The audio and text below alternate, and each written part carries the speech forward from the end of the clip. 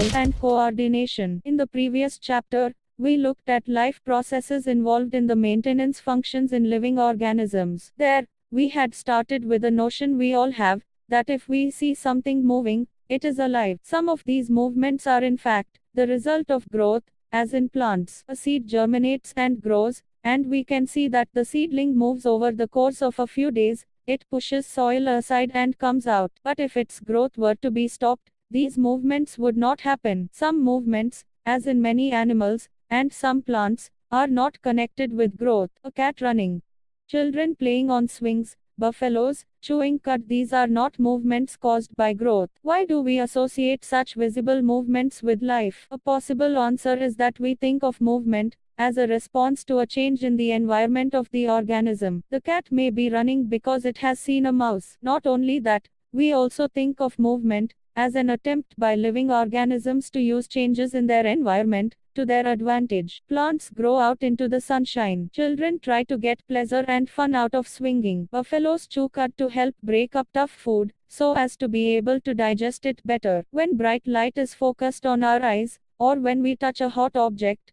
we detect the change and respond to it with movement in order to protect ourselves. If we think a bit more about this, it becomes apparent that all this movement, in response to the environment, is carefully controlled. Each kind of a change in the environment evokes an appropriate movement in response.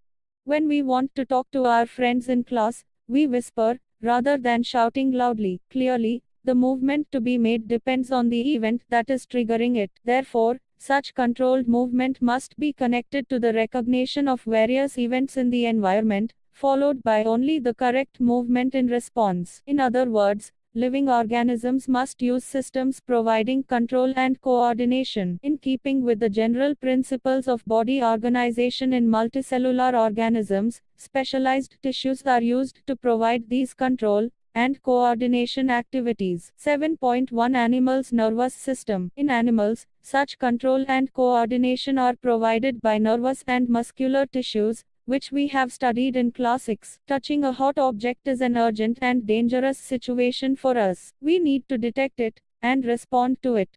How do we detect that we are touching a hot object? All information from our environment is detected by the specialized tips of some nerve cells. These receptors are usually located in our sense organs, such as the inner ear, the nose, the tongue, and so on. So gustatory receptors will detect taste while olfactory receptors will detect smell. This information, acquired at the end of the dendritic tip of a nerve cell Fig. 7.1 sets off a chemical reaction that creates an electrical impulse.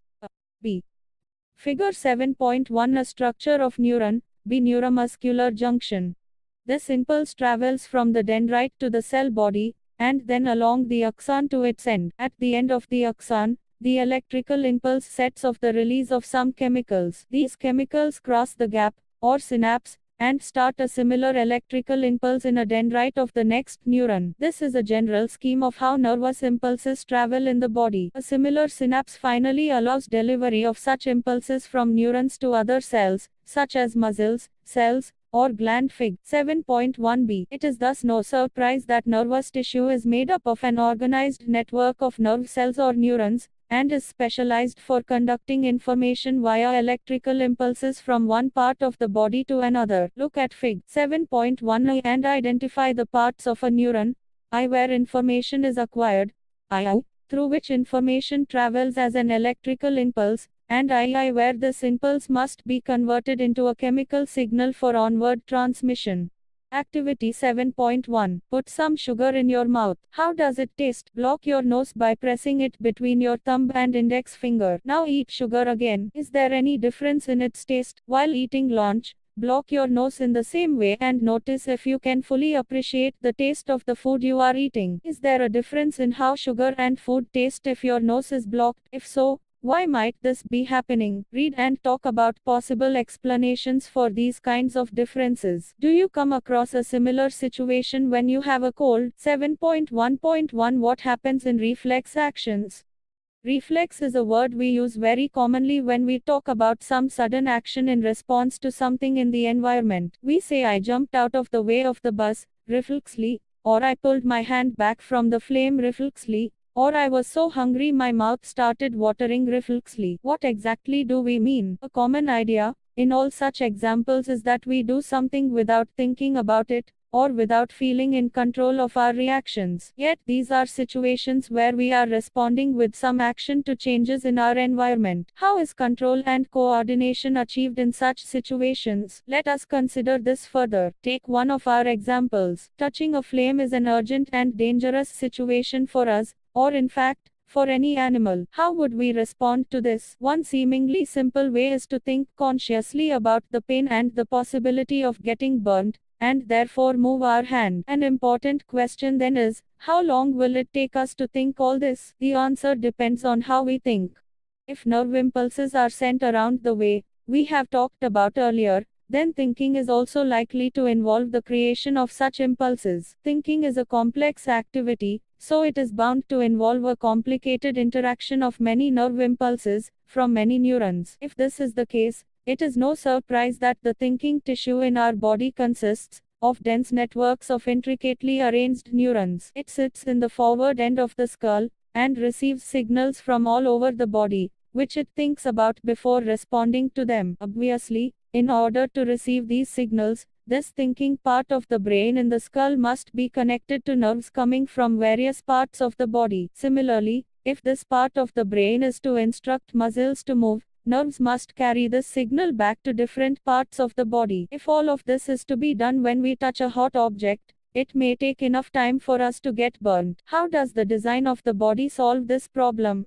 Rather than having to think about the sensation of heat, if the nerves that detect heat were to be connected to the nerves that move muscles in a simpler way, the process of detecting the signal or the input and responding to it by an output action might be completed quickly. Such a connection is commonly called a reflex arc. Fig. 7.2. Where should such reflex arc connections be made between the input nerve and the output nerve? The best place, of course, would be at the point where they first meet each other. Nerves from all over the body meet in a bundle in the spinal cord on their way to the brain. Reflex arcs are formed in the spinal cord itself, although the information input also goes on to reach the brain. Of course, reflex arcs have evolved in animals because the thinking process of the brain is not fast enough. In fact, many animals have very little or none of the complex neuron network needed for thinking. So it is quite likely that reflex arcs have evolved as efficient ways of functioning in the absence of true thought processes. However, even after complex neuron networks have come into existence, reflex arcs continue to be more efficient for quick responses. Figure 7.2 Reflex arc. Can you now trace the sequence of events which occur when a bright light is focused on your eyes? 7.1.2 Human brain. Is reflex action the only function of the spinal cord? Obviously not, since we know that we are thinking beings. Spinal cord is made up of nerves which supply information to think about. Thinking involves more complex mechanisms and neural connections. These are concentrated in the brain, which is the main coordinating center of the body. The brain and spinal cord constitute the central nervous system. They receive information from all parts of the body and integrate it. We also think about our actions. Writing, talking, moving a chair, clapping at the end of a program, are examples of voluntary actions, which are based on deciding what to do next. So, the brain also has to send messages to muscles. This is the second way in which the nervous system communicates with the muscles. The communication between the central nervous system and the other parts of the body is facilitated by the peripheral nervous system consisting of cranial nerves arising from the brain and spinal nerves arising from the spinal cord. The brain thus allows us to think and take actions based on that thinking. As you will expect, this is accomplished through a complex design, with different parts of the brain responsible for integrating different inputs and outputs. The brain has three such major parts or regions, namely the forebrain, midbrain and hindbrain. The forebrain is the main thinking part of the brain. It has regions which receive sensory impulses from various receptors. Separate areas of the forebrain are specialized for hearing, smell, sight and so on. There are separate areas of association where this sensory information is interpreted by putting it together with information from other receptors as well as with information that is already stored in the brain. Based on all this, a decision is made about how to respond, and the information is passed on to the motor areas which control the movement of voluntary muscles, for example, our leg muscles. However, certain sensations are distinct from seeing or hearing. For example, how do we know that we have eaten enough? The sensation of feeling full is because of a center associated with hunger, which is in a separate part of the forebrain. Figure 7.3 Human Brain. Study the labeled diagram of the human brain.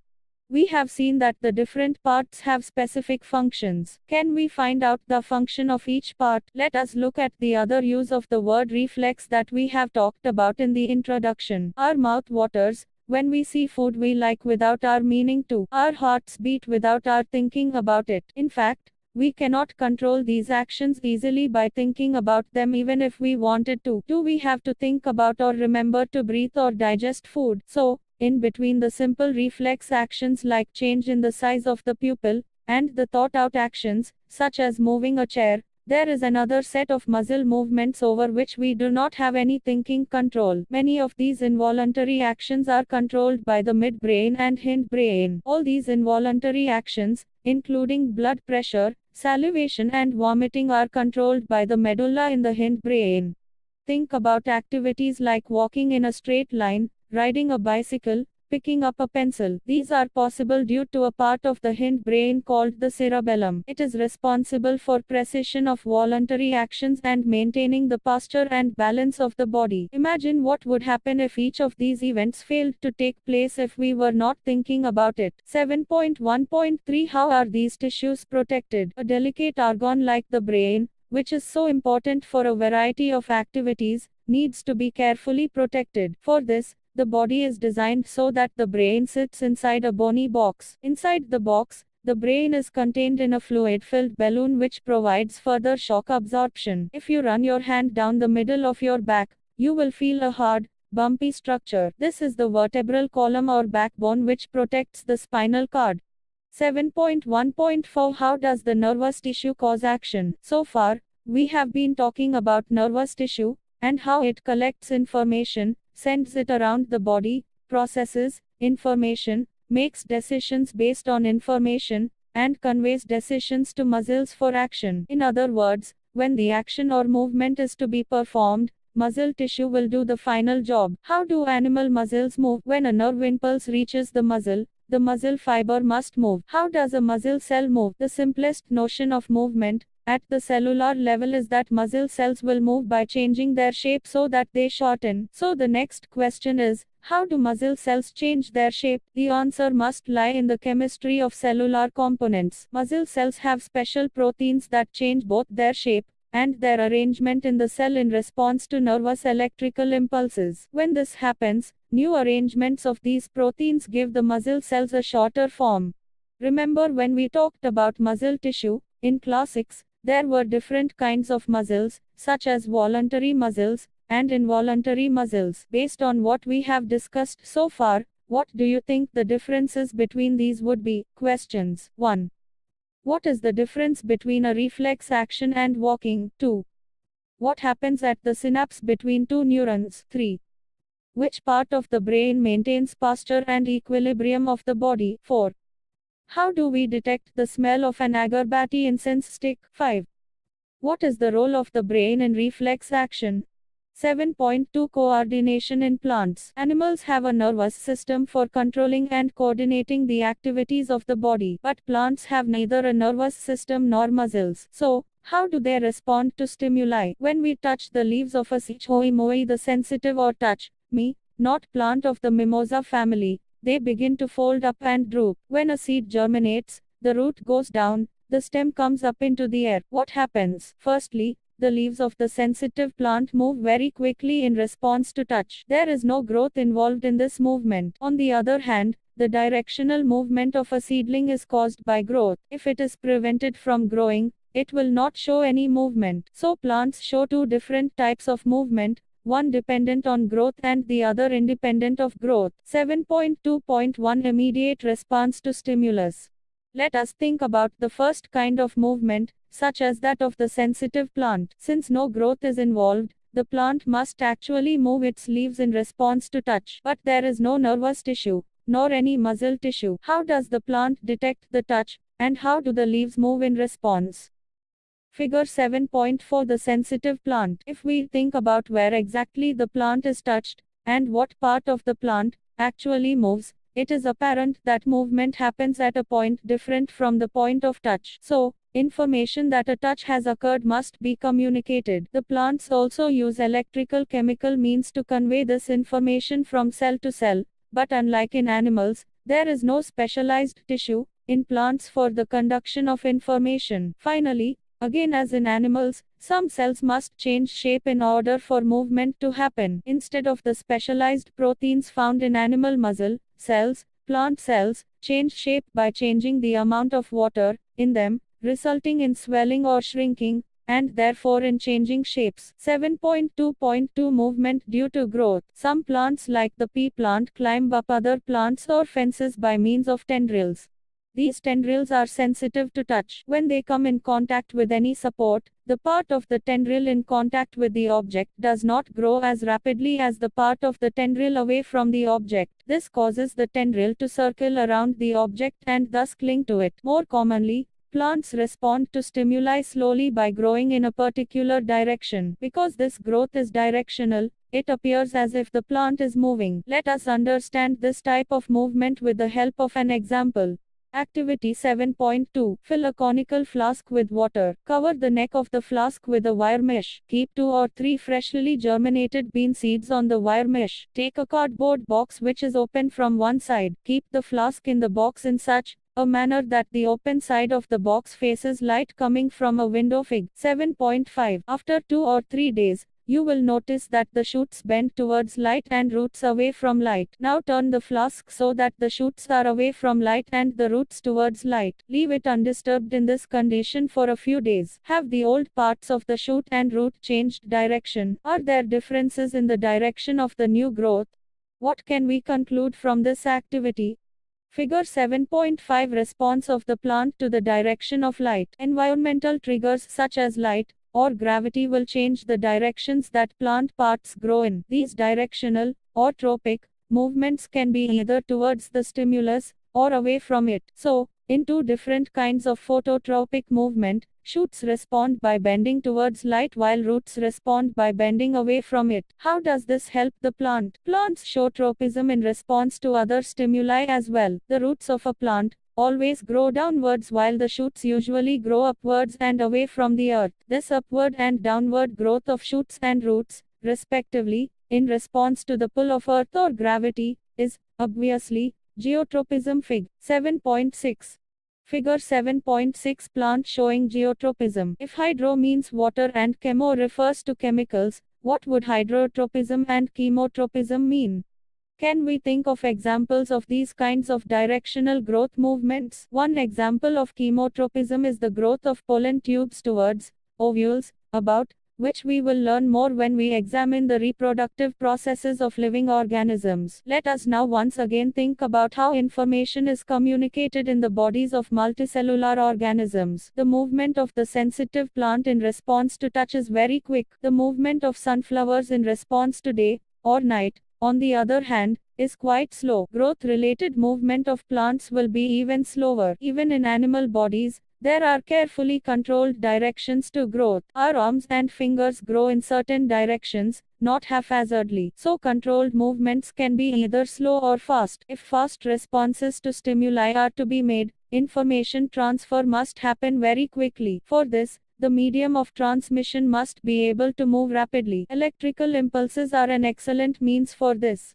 But there are limitations to the use of electrical impulses. Firstly, they will reach only those cells that are connected by nervous tissue, not each and every cell in the animal body. Secondly, once an electrical impulse is generated in a cell and transmitted, the cell will take some time to reset its mechanisms before it can generate and transmit a new impulse. In other words, cells cannot continually create and transmit electrical impulses. It is thus no wonder that most multicellular organisms use another means of communication between cells, namely, chemical communication. If, instead of generating an electrical impulse, stimulated cells release a chemical compound, This compound would diffuse all around the original cell. If other cells around have the means to detect this compound using special molecules on their surfaces, then they would be able to recognize information and even transmit it. This will be slower, of course, but it can potentially reach all cells of the body, regardless of nervous connections, and it can be done steadily and persistently. These compounds, or hormones used by multicellular organisms for control and coordination, show a great deal of diversity, as we would expect. Different plant hormones help to coordinate growth, development and responses to the environment. They are synthesized at places away from where they act and simply diffuse to the area of action. Let us take an example that we have worked with earlier, activity 7.2. When growing plants detect light, a hormone called auxin, synthesized at the shoot tip, helps the cells to grow longer. When light is coming from one side of the plant, auxin diffuses towards the shady side of the shoot. This concentration of auxin stimulates the cells to grow longer on the side of the shoot which is away from light. Thus, the plant appears to bend towards light. Another example of plant hormones are gibberellins, which, like auxins, help in the growth of the stem. Cytokinins promote cell division, and it is natural then that they are present in greater concentration in areas of rapid cell division, such as in fruits and seeds. These are examples of plant hormones that help in promoting growth. But plants also need signals to stop growing. Abscisic acid is one example of a hormone which inhibits growth. Its effects include wilting of leaves. Questions. 1. What are plant hormones? 2. How is the movement of leaves of the sensitive plant different from the movement of a shoot towards light? 3. Give an example of a plant hormone that promotes growth. 4. How do auxins promote the growth of a tendril around a support? 5. Design an experiment to demonstrate hydrotropism. 7.3 Hormones in animals. How are such chemical, or hormonal, means of information transmission used in animals? What do some animals, for instance squirrels, experience when they are in a scary situation? Their bodies have to prepare for either fighting or running away.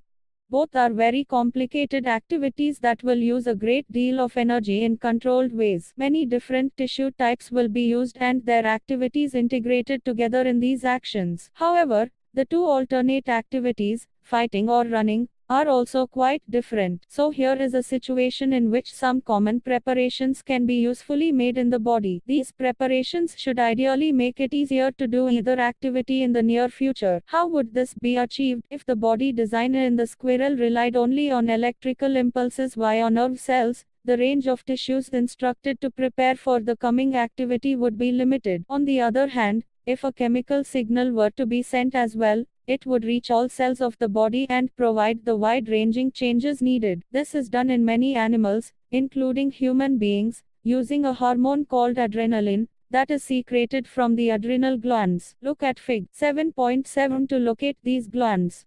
Adrenaline is secreted directly into the blood and carried to different parts of the body. The target organs or the specific tissues on which it acts include the heart. As a result, the heart beats faster, resulting in supply of more oxygen to our muscles. The blood to the digestive system and skin is reduced due to contraction of muscles around small arteries in these organs. This diverts the blood to our skeletal muscles. The breathing rate also increases because of the contractions of the diaphragm and the rib muscles. All these responses together enable the animal body to be ready to deal with the situation. Such animal hormones are part of the endocrine system, which constitutes a second way of control and coordination in our body.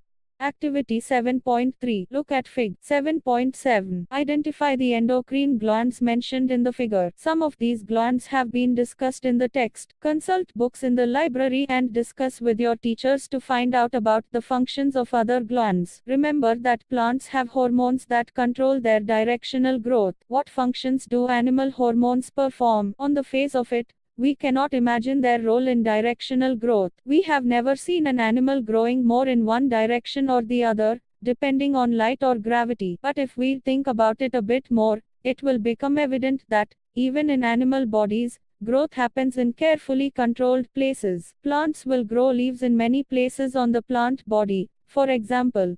But we do not grow fingers on our faces. The design of the body is carefully maintained, even during the growth of children. Figure 7.7 Endocrine glands in human beings, a male, B female. Let us examine some examples to understand how hormones help in coordinated growth. We have all seen salt packets which say iodized salt or enriched with iodine. Why is it important for us to have iodized salt in our diet? Iodine is necessary for the thyroid gland to make thyroxine hormone. Thyroxine regulates carbohydrate, protein, and fat metabolism in the body, so as to provide the best balance for growth. Iodine is essential for the synthesis of thyroxine. In case iodine is deficient in our diet, there is a possibility that we might suffer from goiter. One of the symptoms in this disease is a swollen neck. Can you correlate this with the position of the thyroid gland in Fig. 7.7? Sometimes we come across people who are either very short dwarfs or extremely tall giants. Have you ever wondered how this happens? Growth hormone is one of the hormones secreted by the pituitary, as its name indicates. Growth hormone regulates growth and development of the body. If there is a deficiency of this hormone in childhood, it leads to dwarfism. You must have noticed many dramatic changes in your appearance, as well as that of your friends as you approached 10-12 years of age. These changes associated with puberty are because of the secretion of testosterone in males and estrogen in females. Do you know anyone in your family or friends who has been advised by the doctor to take less sugar in their diet because they are suffering from diabetes? As a treatment, they might be taking injections of insulin. This is a hormone which is produced by the pancreas and helps in regulating blood sugar levels. If it is not secreted in proper amounts, the sugar level in the blood rises, causing many harmful effects. If it is so important that hormones should be secreted in precise quantities, we need a mechanism through which this is done. The timing and amount of hormone released are regulated by feedback mechanisms. For example, if the sugar levels in blood rise, they are detected by the cells of the pancreas which respond by producing more insulin. As the blood sugar level falls, insulin secretion is reduced. Questions. 1. How does chemical coordination take place in animals? 2. Why is the use of iodized salt advisable? 3. How does our body respond when adrenaline is secreted into the blood? 4.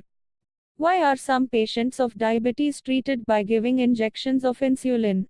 What you have learned. Control and coordination are the functions of the nervous system and hormones in our bodies. The responses of the nervous system can be classified as reflex action, voluntary action or involuntary action. The nervous system uses electrical impulses to transmit messages. The nervous system gets information from our sense organs and acts through our muscles. Chemical coordination is seen in both plants and animals. Hormones produced in one part of an organism move to another part to achieve the desired effect. A feedback mechanism regulates the action of the hormones. Exercises. 1. Which of the following is a plant hormone? A. Insulin. B. Thyroxine. C. Estrogen. D. Cytokinin. 2. The gap between two neurons is called A. Dendrite. B. Synapse. C. Axon. D. Impulse. 3. The brain is responsible for A. Thinking. B. Regulating the heartbeat. C. Balancing the body. D. All of the above. 4. What is the function of receptors in our body? Think of situations where receptors do not work properly. What problems are likely to arise? 5. Draw the structure of a neuron and explain its function. 6. How does phototropism occur in plants? 7. Which signals will get disrupted in case of a spinal cord injury? 8. How does chemical coordination occur in plants? 9. What is the need for a system of control and coordination in an organism? 10. How are involuntary actions and reflex actions different from each other? 11. Compare and contrast nervous and hormonal mechanisms for control and coordination in animals. 12. What is the difference between the manner in which movement takes place in a sensitive plant and the movement in our legs?